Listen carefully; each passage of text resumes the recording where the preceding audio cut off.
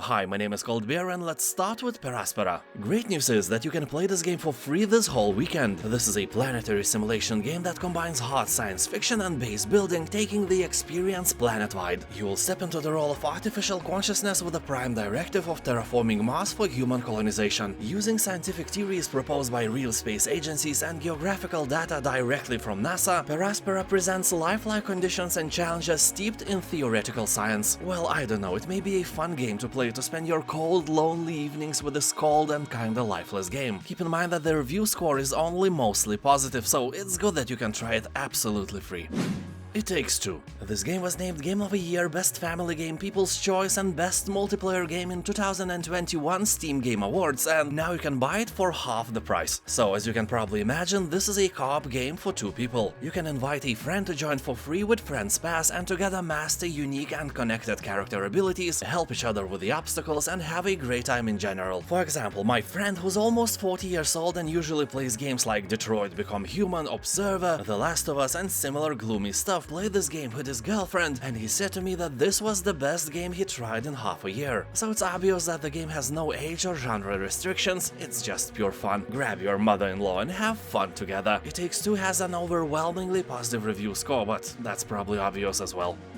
Monument Valley. Here you'll embark on a journey as either the Silent Princess through impossible environments and illusionary puzzles. You will experience this meditative and calming puzzle game by manipulating monuments and creating evolving paths to explore new, surreal and mysterious worlds. So basically you will solve tricky but immensely satisfying puzzles with optical illusions at their core, evolve landscapes and reveal pathways that would have otherwise been impossible. And as you progress, discover beautiful architecture, transforming landscapes through pushing, pulling, clicking, raising, lowering, and more. 98% of positive reviews is not a thing you can easily ignore. By the way, second part is also discounted, but it has way worse, just 94% of positive review score.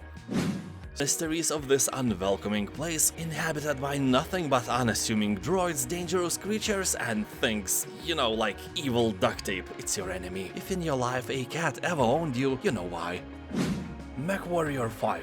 Welcome to the year 3015. It's a hell of a time to be alive. Humanity has colonized thousands of star systems, spanning a vast region of space known as the Innisphere. The golden age of cooperation and advancement is now a distant memory, and humanity has once again splintered into factions, all vying for supremacy. The battlefields of the future are dominated by battle mechs, hulking machines of war capable of destroying entire cities. As a battle mech pilot, you'll rain havoc upon enemy mechs, including tanks, ground vehicles, aircraft and advanced defenses. I remember when I played Mechwarrior 3 more than 20 years ago and I was gobsmacked. These graphics look like a movie to me. You know, I was wondering back then if nowadays graphics are such realistic ones, what will the future bring? Will graphics of the games become better than the real world? It is actually a good question that is still haunting me. I don't believe it's possible, but is it really?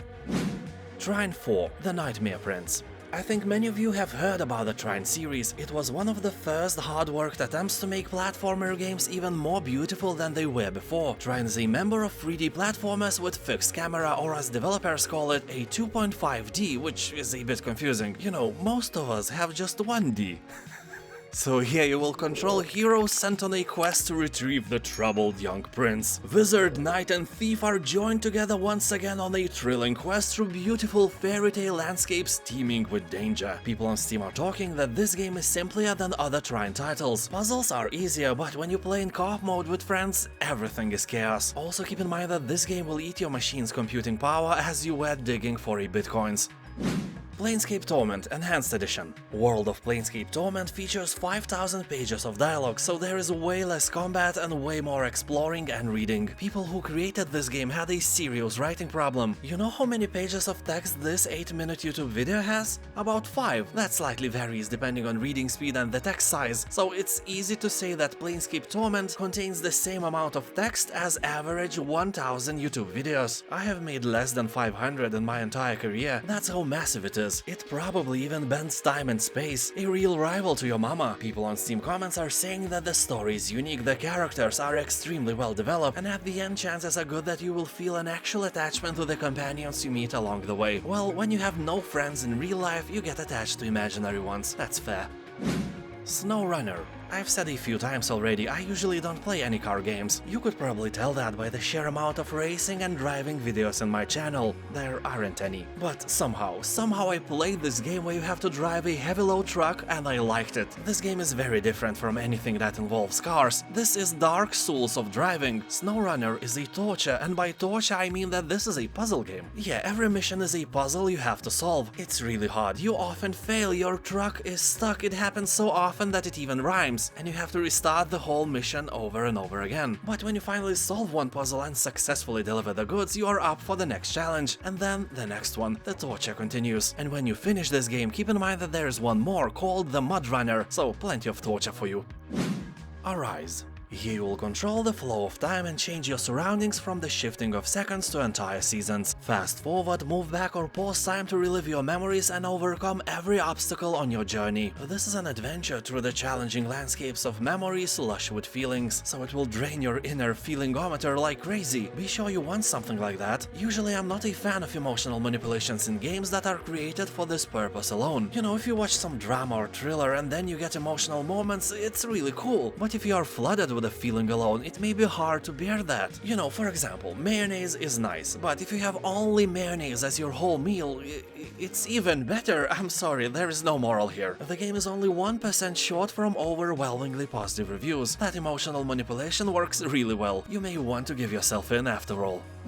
Wartales. The discount is kinda small, but the game has 91% of positive review score on Steam, so I would say it's fair enough. Yeah, it has been 100 years since the world saw the fall of once great Edoran Empire at the hands of an unprecedented plague that swept the nation. So prepare to lead a group of characters in a huge open world where combat, death, and thirst for riches will shape and define your day-to-day life. You are not a special chosen one ushering in a new era of peace. Nah, your goal is solely to survive, well, and thrive in this harsh and hostile land. You can recruit from the vast array of new companions with numerous unique skill sets and weapon preferences, resulting in a plethora of possible builds. You will accept contracts that will take you on a task to defend, liberate, and save the many inhabitants of the land for money. Also, you will be able to collect bounties, from the most insignificant petty thieves to the land's most notorious figures. There is no such thing as profit too small to take. You know, that good cold beer would not buy itself. And now let's take a look what you can buy cheaply on GOG today. Pillars of Eternity 1 and 2, Shadowrun Trilogy, Tyranny, Pathfinder, Outward, and Wilder Myth all have huge discounts until the weekend ends. Check my link in the description below, it will take you straight to the sale. On GOG, all games are DRM free and refunds are supported for 30 days. Thank you for watching, have a nice day, and I'll see you next